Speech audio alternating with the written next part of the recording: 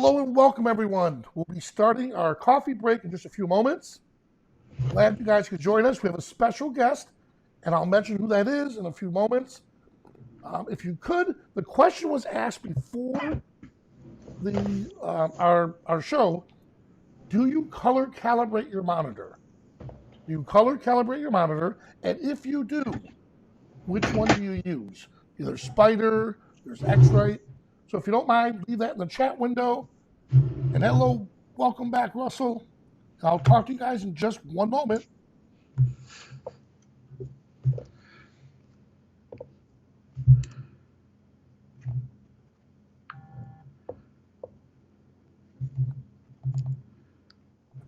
Hello and welcome to another edition of Coffee Break, where you ask the questions and Skyland provides the answers through the experts. Well, joining me today is a very special guest, Jeremy Chan. Here you are, Jeremy. You're on. Hi, everybody. Good. I'm staying in my PJ. So Jeremy heard me talk about, or you guys heard me talk about Jeremy earlier in the morning when I talked about color.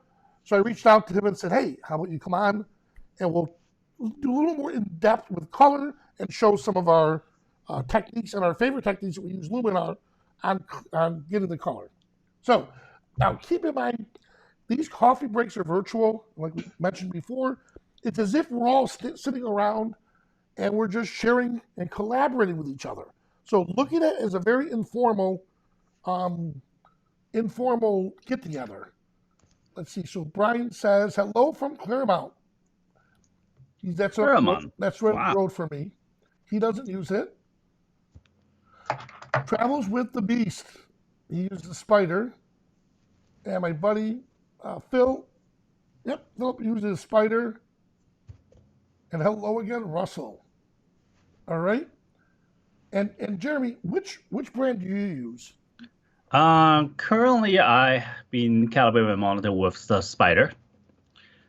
Gotcha. Yep, and I use the X-Rite. But the bottom line, it's important that you do calibrate it, and we'll go over that in just a couple seconds. And actually, I'm going to pull up this. B&H has the Spider, and it also has the X-Rite on their website. And you mentioned you like X-Rite for print. Well, before my career as a photographer, I worked as a photo retoucher in a print shop. And for printing purposes, we use the i1 calibrator, which is the X-Rite now. I kind of been using it for 5 years, but then being a photographer, I got sponsorship and someone gave me a Spider, and then it's pretty easy to use. And at that point, I don't really do much of printing at home anymore. I just need my monitor to have the brightness contrast. So the Spider actually does the job for me. So I just stick with it. Well, that's great. And that was one of your careers before. People don't realize, we'll make it real quick, that you used to be a retoucher. Yeah, I was a retoucher first before even owning a camera. and the funny thing about Jeremy is that people saw his retouching skills and said to him, you know what? If you're this good, why don't you just learn to take better photos or take photos? And then you became one of the top wedding photographers in California. So incredible journey. So awesome. Now we're going to get started. So I'm going to take over the screen for a moment. Here we go. And all right, so the topic is on color and how to make color pop. Excuse me. Now, the easiest and most simplest way that all of you know that I do is I really like to use Accent AI. So let's get this going first. There we go. So this was a castle shot by my good buddy Gary McIntyre. And where is this castle? In Scotland. Hey Dave, how you doing, bud? Yeah, it's in Scotland. Ooh, I always want to go. Never get a chance. I want to. So let's ask our friends at Skylum if they wanna send us, Jeremy. So anyways. Yes. Put into that request. Say they have a lot of requests in Scotland, Yes. All right, so here we are with AI Accent. Look, one slider automatically improves color, detail, tone and depth of the image. So that's why I always jump with that.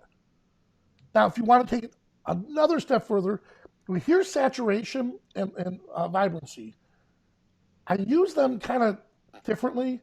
I like to desaturate just a little bit because that's going to globally change all the colors equally. However, vibrancy is going to increase just the muted colors. All right? So I really like how that works out there. Hello from Road Trip to Scotland. Yes, Dave. So I'll enjoy that. Yes. So I love how that looks. Now we could pinpoint under the advanced options here. I can actually pinpoint which colors I want to enhance even further. So let's say some of this blue in the background. I can either change the hue of the blue or the luminance of it, luminosity of it.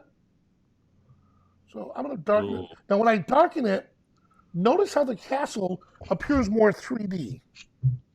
Mm-hmm. And then I'll go to the Pro Tools, and here's our color enhancer tool. It's kind of like 3 tools in one. I can work on the brilliance, which is, again, a global change. And now the color contrast. I know this is one of your favorites. Yeah. Look at that. Good. And then we can change. Oh, that's so cool. And you can just literally just mess with it until, ooh, I like it right about here. I like that. Until you get the colors you want. I can even split the warms and the cools just to give it like a different, like here it was shot in the evening. Here it was shot towards the end of the day. Good. And here we are. Yeah, that's what I'm talking about. Yep, wow. Before and after. And just a real quick way to make our image pop. And I know, Jeremy, you do a lot of stuff with competitions, right? Yeah. Yeah. So that's allowed, correct? Are they allowed to do? Honestly, nowadays with wedding competition, they kind of downplay to the color, because if you don't really know how to deal with color, you make a lot of mistake. And for competitions, they try to deduct points from mistakes. So a lot of people, photographers, when they enter, they try to go without color. So that way they have less. But then I personally go the other route. I mean, every single picture I send it is always full of colors, because, I mean, I don't want to enter a competition to win. I want to enter a competition to prove myself. So if I'm not putting a picture out there that represents me, I'm not proving myself. I'm just trying to win an award or something. That doesn't mean nothing to me. Gotcha. Hey, you know what? Our buddy Adrian, you mentioned target adjustment tool, please. Is that a feature request? Just put that in the chat. All right. And fire away, Jeremy. You have an image you want to show us? Let's see. Let's talk about this one here. So this one's an interesting one. At nighttime, if you want to really pop the colors, the one thing you really need is light. This one means a lot to me because I'm shooting this image in Rome, obviously, because I'm in the back. And I shot this with a Sony NEX-5, which has no flash and hot shoes. So I managed able to trigger off-camera flash with that camera and have it's a 2 flash setup, pretty much. So able to pop the color of the models, and I don't know, this means a lot to me because I did the impossible on this. But ultimately, what I want to talk about color is that I have to basically bring up the ISO quite a lot to get the colors from the Colosseums. As a retoucher, I know how the pixels work. So back then, when people were shooting, I would say back then, that's like 10 to 15 years ago, people are really concerned about shooting with like high ISO. If they do flash or whatever photography, they keep it at ISO 100, ISO 200, and sometimes that kind of give a limitation and to the camera itself and also to the creativities. And it really relies on the off-camera products and how good they are. Can they do high-speed sync and such to do the vision of the photographer did? So that doesn't work for me. So from a long way ago, I just break all the woods that I can. I use a camera that can off-camera flash. I actually make something out of the blue and just attach to it and able to trigger manual flash, so I can control off-camera flash on a NX5. Love that.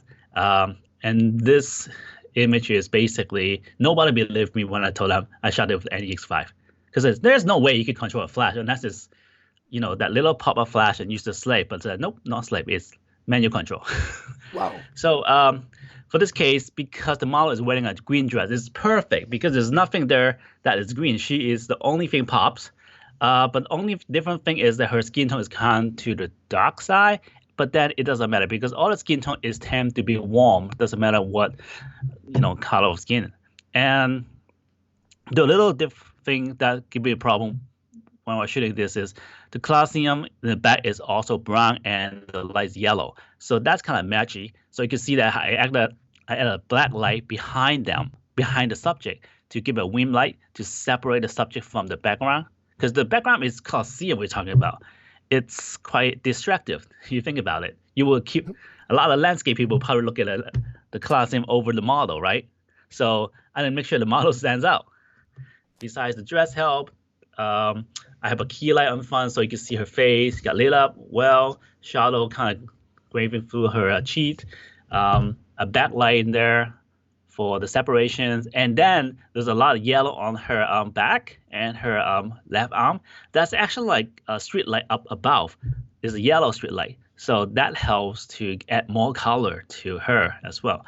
For this picture, a lot of people critique, you know what, you didn't really go with the natural skin tone one. Well, I'm not going for that. So like when you want to put a lot of color into a photo, it's unnatural in a way, because us human eyes don't see that many colors. Well, we do see a lot of colors, but we don't see this saturated color. But that's the good thing about it. If I make you look, I win. Now, what did you do inside Luminar to enhance this? Oh, I basically played around with the color contrast. That function is so awesome. It just makes things pop using color rather than darken the shadows or highlight. So I love that so much. Well, that's great. All right, so I have another one I want to show. This is when we're dealing with people in a scene. I love her red hair. Again, now, Jeremy, I always tell everyone, I love starting with my AI image enhancer look. Look at that. Oh, I love it. So you see what that does? It automatically adds light, the light tool, enhancer, and the color tool. So with this, I'm going to dial this back just a little bit. That's it. And I mean, the color tool is looking very good. I'm going to remove some of the color cast. That's it. So before and after. Now, let's come back to the Pro Tool and Color Enhancer. Now notice how it's attacking color in the scene, so it sees it in her face. Now, if I want to desaturate, I can too. But what I want to do, oh, sorry about that. Thank you. It says my sound is inconsistent. Oh. Thank you. I'll keep an eye for that. So I want to come back right here, and yeah, when you have a red hat, you want to bring that redness out. There we go. So there's that color contrast, and that, look what I love that. So I made it a deeper redhead. Look at that. So again, just by tweaking some of the colors, we're able to. Wait 1 second. Oh, okay. Okay, good. Thank you. You guys are freaking me out. All right. And I think I know what she's talking about. When I switch screens, I have a feeling I set the sound off on different screens. But thank you. Oh. Yep. So anyway, so here we are. That should be consistent now. So I love how we can attack a certain color and then just totally enhance it to make it look stronger. Like we just said, redheads. I mean, that's just a beautiful image to capture. You know, here we have some of the reds in the wood, so that's pulling it out. But I just love overall. And then, of course, I think on this, I would add some of the AI structure, which is really neat because that structure is human aware. It knows that this is a person. Oh yeah. So it only affects the background. All right. Do you have another one for us, Jeremy? Sure. I'm Let's like putting see. you on the spot, huh? Yeah, you caught me unexpected. So, okay, I want to talk about this image. This is like a personal project image. This is in Hong Kong, which is when I was not doing too good with the, crisis thing. Yeah. This is one of the oldest house in Hong Kong. They call it Blue House, obviously. So, I mean, for those who know me, I love vintage stuff. I love histories. So, for city that where I'm born, Hong Kong, so I try to dig up all the history I can. And I did not know this house was existing when I was living in Hong Kong, but then again, I was like, what, 7 or 8? What do I know back then, right? But now afterwards, I kind of did a lot of my job, which is international pre-wedding, and I have a lot of Hong Kong and Asian clients, and I have to go back and do a photo shoot there. So I start a lot of researching and find this place. I mean, for once, it has color, which I love. Second, it's old, which I love. Third, it's in Hong Kong, which is my hometown. So perfect. So I go back there quite a lot. And this project here, I actually did with Sony Hong Kong. I have a whole series full of this. It's to showcase hidden gems of Hong Kong. To do Photoshop there. I mean, photo shoot there. So in this picture here, I did something different. More because of the location, it's just so vibrant and so colorful. So for preparation of this photo shoot, I actually talked to the stylist to get me some nude color clothing, something not as vibrant color clothing. That So the concept behind it is the surrounding is so colorful already. If the model is colorful as well, it's just a big mess. Yep. So this is like a reverse. When you have a plain background, you want something colorful, like a wet dress, bright blue, bright yellow, bright green, then you pop, right? But if your background or your surrounding is so colorful, do the other way around. Plain color on the subject that also make her stand out. So this is a whole different thing. Putting all the colors, especially so for New York's taxi is yellow. For Hong Kong's taxi is red. So I got red and blue and white. Come on, look at the combination. It's a screaming color out there with this image. And the model is basically wearing like a nude kind of brownish dress, and just have her standing there. And I have a huge softbox up above. If you look at all the way to the left, there's a light pole. So I have a huge softbox up above the screen, and just shining on her is kind of like having a street light. So that looks more natural that way. It lights up the whole scenery, and then so happened, the taxi just drove by. I was like, oh, I gotta capture this. Boom, and this is one of my favorite images in the past years. Oh, so the taxi wasn't parked. No, I mean I can pay for a taxi driver to park there, but I'm cheap. I'm not gonna pay nobody for that. It just drove by and just keep. Okay, hold that pose and just click, and then got that shot done. Okay, let's go. Move on next. So Jeremy, you said you're cheap, right? I am cheap. So we were in Las Vegas. I tried to get him to go into a photo booth to take some really crazy photos, him and I, and he refused. And I was going to pay for it, though. Nope. He didn't trust me. I got an image to keep, man. But Jeremy, I love what you showed, and I think what I like best about it is we showed you how to do it in camera, how to make your color pop in camera. Like you said, light plays a huge role in that. So that's one way to get the colors to pop. And then if you don't get it to pop in camera, now we rely on software such as Luminar to get that extra pop for us to make those colors really jump out. So now we'll do this. Let's open up to some of the questions. While there's about a 10-second or 5-second delay, Jeremy, with the questions. So hopefully some of them will ask some questions for us. For you, Jeremy, what do you have after this, the whole coronavirus? What plans do you have? Any upcoming trips? What was it Well, supposed to be? supposing I should go to Singapore for a Microsoft Right. conference, but they've been postponing it, so I don't know when that's gonna happen. Uh, and then I No. got a couple Yeah. gigs in Asia, but then those got canceled due to whatever. So Yeah. I kind of unknown right now, to be It's honest. hard. So okay, so here in Melbourne, Florida, they're not as strict as they are in California. Jeremy and I were just Hmm. talking.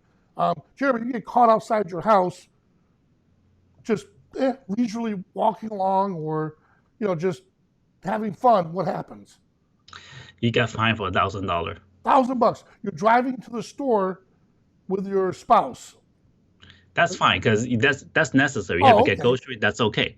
But I don't know. I don't know where the fine is of unnecessary going outside. So if you're gonna work, you're driving, you have a purpose, fine. You go, you have no food at home, you go and get So food, that's a purpose.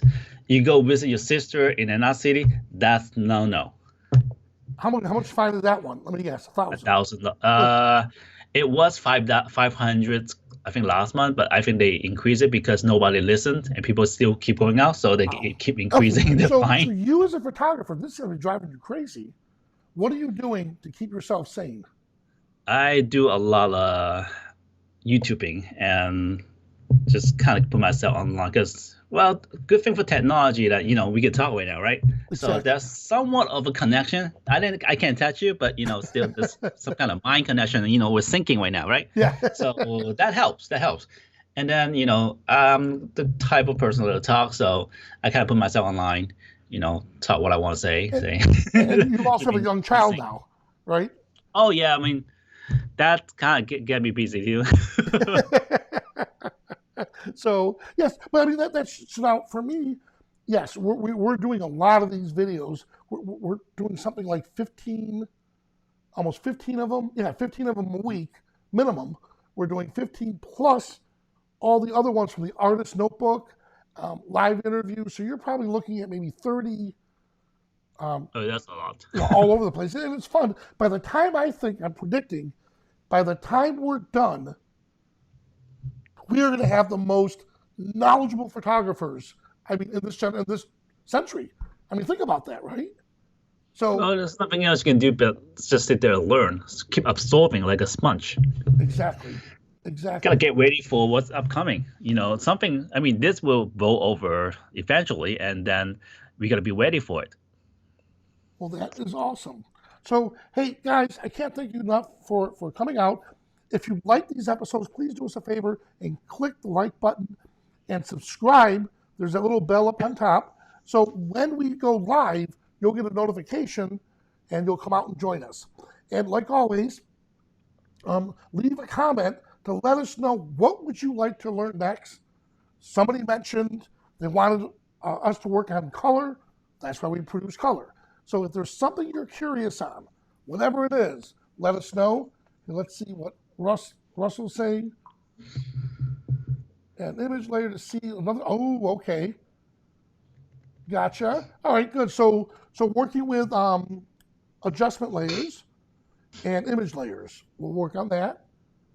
And let's see. Is there a way to enlarge only one eye? Yes. Thank you. I have an article I'm actually writing for Photo Focus. So once that publishes, I'll be able to use it here. And it is talking about one eye. And my aviator picture's not here. Erica, the young girl I always use, does have one eye smaller than the other.